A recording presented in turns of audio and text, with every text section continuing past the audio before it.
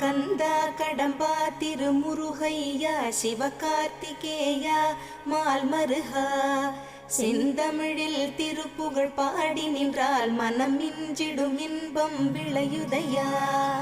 சிரகிரி வேலவனை காண்கையிலே விழிவோரம் கண்ணீர் பெருகிடுமே. கந்த சஷ்டி கவச்சம் போதுவோர்க்கு கந்தன் கருணை என்றும் துணை வருமே.